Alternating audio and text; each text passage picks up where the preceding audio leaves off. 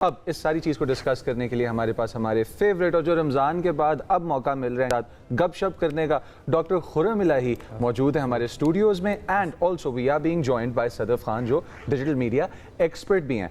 अब डॉक्टर खुर्रम इलाही और सदफ खान, इन दोनों से अगर बात करेंगे इस मामले के बारे में, तो उससे पहले एक छोटी सी चीज़ जो मैं डॉक्टर खुर्रम इलाही के लिए कह देना चाहता हूँ कि सर मैं ना सिर्फ आपको प्रोफेसर बल्कि एक बड़ा अच्छा दोस्त भी मानता हूँ। बड़ा तारुफ है। और इसी के साथ अस्सलाम वालेकुम। वालेकुम अस्सलाम। मेरे बहुत नाक़ुस तारुफ है कि हमारे ओहदे के बड़ा तारुफ ये मैं दोस्त हूँ या नहीं हूँ, तो वो ज़्यादा काबिल इतबार आदमी होता है ना। आप वक्त पढ़ने पे किसी प्रोफेसर को कॉल नहीं करते, आप दोस्त को कॉल करते हैं। और आयशा और आपकी इंटरेक्शन ना सुनते हुए मुझे इस तरह लगता है कि बहुत गहरी किताब है जो पढ़ रहा हूँ। लेकिन आज मुझे लगता है हमें उसी बात की तरफ आना है। हमारे यहाँ एक बहुत बड़ा चैलेंज हुआ कि हमारे यहाँ पेरेंटिंग आउटसोर्स हो गई है। हम हर चीज़ अब कोर्स से सीखते हैं, इसमें बच्चों का कोई कसूर नहीं। हमारे यहाँ वालिदैन असल में नाबालिग रह गए। तो एक रॉबर्ट ब्लाई की बहुत मशहूर किताब है, तो वो कहता है कि अब हमारे यहाँ वालिदैन बच्चों के साथ बहन भाइयों की तरह जिंदा है।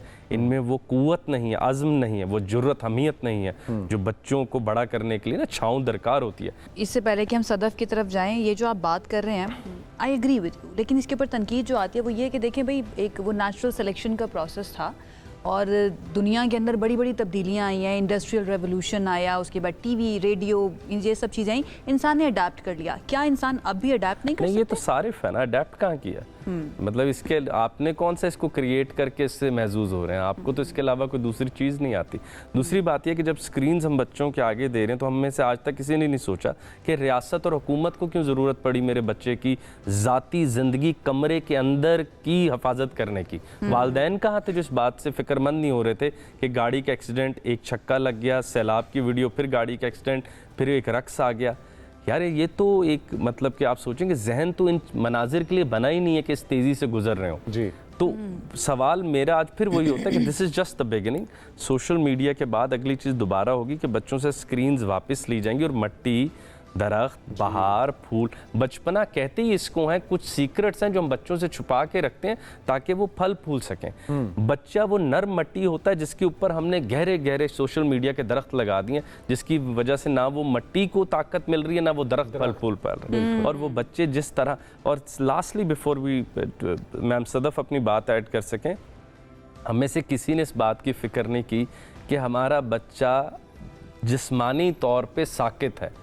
मतलब उसके तसव्वुर खुदी, तसव्वुर हरकत, तसव्वुर मूवमेंट, तसव्वुर इज़्तिराब उसके बस में नहीं। वो बैठे बैठे कहता है अम्मा अब मैं थक चुका हूँ जी। तो और आखिरी बात, पूरे किसी दुनिया के बड़े साइंसदान तारीख में पढ़ के देख लें, उनको एक कुव्वत ने सबसे बड़ा आदमी बनाया, वो बोर हो रहे थे। हमारे बच्चे इतने महव हैं इतनी अदना चीज़ों में कि उनके पास अब बोरियत का तसव्वुर नहीं है। सर मैं बोरियत को एपेटाइट फॉर डिस्कवरी कहता हूँ। आपको जब तक भूख नहीं लगेगी आप खाना नहीं खाएंगे। मैं जाना चाहता हूँ सदफ खान के पास। अस्सलाम वालेकुम सदफ, आपने डॉक्टर साहब का सुना जो उन्होंने बात कही कि ना मट्टी वो कुव्वत पकड़ पा रही है और ना ही जो दरख्त है वो सही तरीके से फल फूल पा रहा है। तो ये जो पॉलिसी है बंद करने की सोशल मीडिया को बच्चों के लिए बिलो द एज ऑफ 16, ये आपको कैसी लग रही है और इसके बारे में आपका क्या आइडिया है as a digital media expert? देखिए, मैं कम्प्लीटली एग्री करती हूँ जो उन्होंने बात की है। जो पॉलिसी है ये ज़ाहिर है एक प्रोटेक्टिव मेजर है, लेकिन ये एक टेक्नोलॉजिकल सॉल्यूशन है।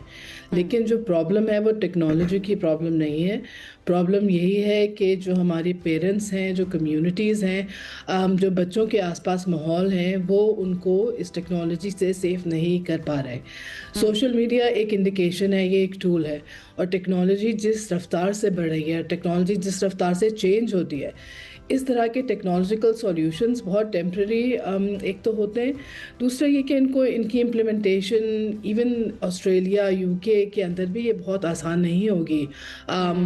हमारे बच्चे डिजिटल नेटिव्स हैं और नेचुरली उनको टेक्नोलॉजी का हम लोगों से या उन लोगों से जो ये पॉलिसीज़ बनाते हैं उनसे ज़्यादा उनको पता है और वो ज़्यादा उनको अच्छी तरह समझते हैं। तो बच्चों के लिए वर्क अराउंड्स निकालने भी मुश्किल नहीं होंगे। जो सॉल्यूशन जब तक इस बात पे फोकस नहीं करेगा कि बच्चों की कनेक्शन अपने घर वालों के साथ कैसी है, बच्चों की अंडरस्टैंडिंग ऑफ इस टेक्नोलॉजी का हार्म है क्या, क्यों ज़रूरत पड़ रही है कि इसको बैन किया जाए, ये तमाम चीज़ें जब तक उनके इदराक में नहीं होंगी, उनको नहीं समझ आएंगी, they have to be able to make informed decisions ठीक अबाउट है देमसेल्व्स। सदफ, आपको And लगता जो है कि उनके ये parents पॉसिबल हैं, है? उनको इस मेरे सवाल ले capacity लीजिएगा में- सदफ, अगर आप मुझे सुन पा रही हैं तो क्या ये पॉसिबल है, ये जितनी भी टेक्नोलॉजी कंपनीज हैं इनके लिए इम्प्लीमेंट करना कि 16 साल या जो भी तय हो जाती है उम्र, उसके बच्चे जो है ना वो सोशल मीडिया के ऊपर अपने अकाउंट नहीं बना सकते या उसको इस्तेमाल नहीं कर सकते, या फिर इंटेंशन आपको नज़र नहीं आती है? क्योंकि हमने जितना पढ़ा है सोशल मीडिया या उसके फाउंडर्स के बारे में, वो तो ये चाहते हैं कि उनके सार्फिन ज़्यादा से ज़्यादा तादाद में बढ़ते जाएं। तो इंटेंशन का मसला है, कैपेबिलिटी का मसला है, अहलियत का मसला है कि वो करना नहीं चाहते और इसलिए इम्प्लीमेंटेशन बहुत मुश्किल हो गई है? देखिए, दोनों चीज़ें, एक तो ऑब्वियसली टेक्नोलॉजी कंपनीज़ के लिए अपनी एक ऐसी कैटेगरी ऑफ कंज्यूमर को छोड़ना जो बहुत ज़्यादा इन्फ्लुएंशियल है।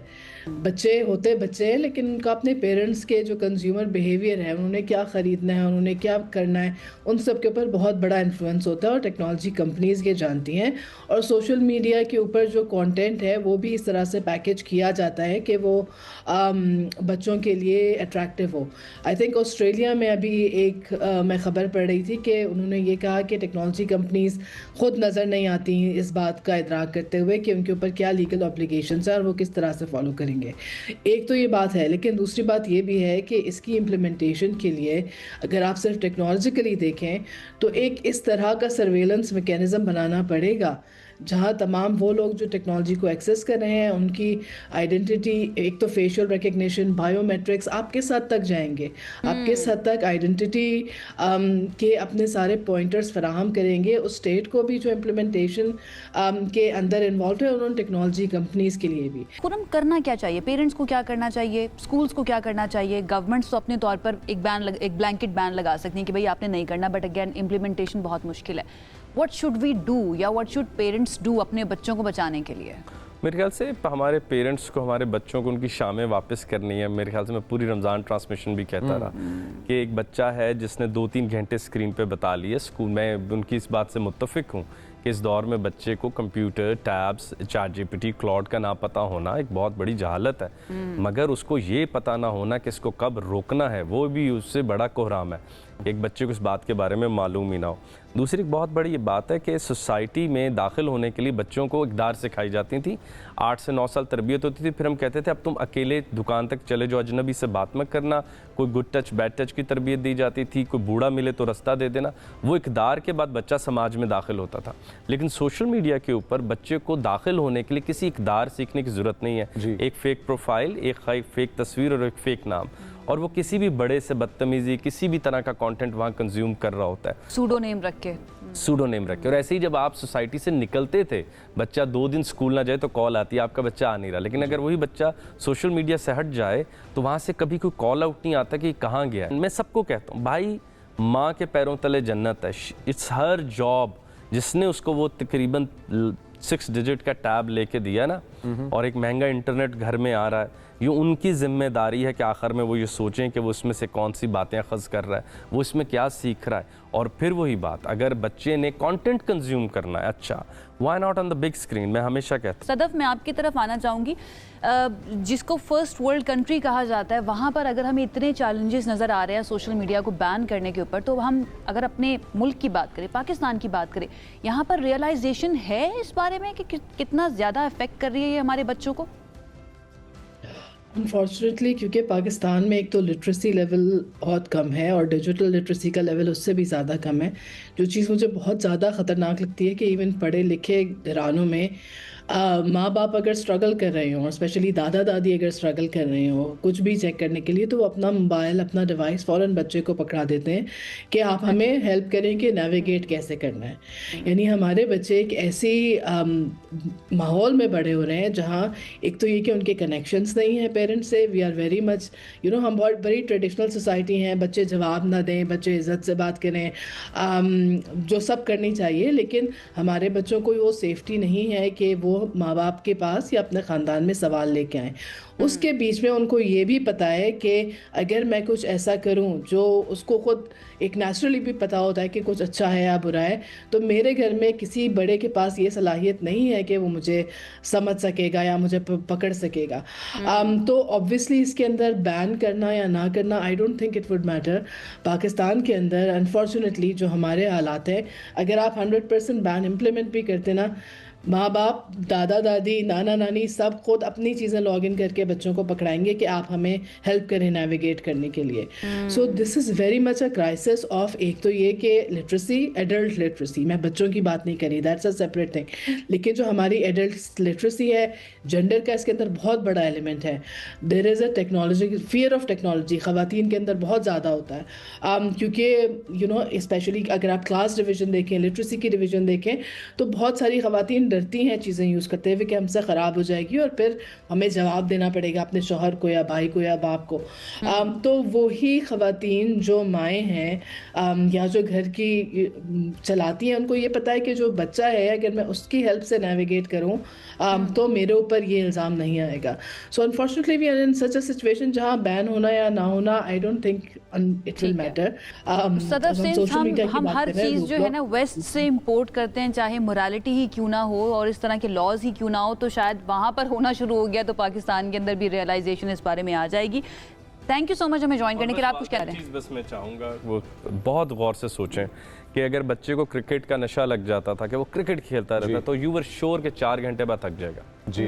द बिगेस्ट क्वेश्चन मार्क है कि बच्चा सोशल मीडिया पे घंटों महव रह सकता है थके बगैर। तो उस वजह से उसको आप ये देख ही नहीं पाते और आपको लगता है कि वो वहाँ गिरा हुआ है भाई, वो गोस्ट हुआ है। जी, जी। और हम बच्चों की नेचुरल टेंडेंसीज पे शर्माते हैं, रो रहा है मेहमान आए तो गोस्ट कर दो इसको, मशीन दो साइड पे लग जाए, तो वो मशीन मैं तो कहता हूँ वो मशीन मैट्रिक्स में जाता है बच्चा और वो बिल्कुल जैम हो जाता है, एक कॉमा में चला जाता है, मेहमान चले जाते हैं तो फिर एक झड़ ओवर है भाई तुमने क्यों लिया हुआ है वगैरह वगैरह। बॉडी केमिस्ट्री को देखा जाए, you literally drug your children. Yes 100%। बिल्कुल ऐसे। थैंक यू सो मच बहुत शुक्रिया। डॉक्टर खुर्रम इलाही में ज्वाइन करने के लिए। सदफ आपका भी बहुत शुक्रिया।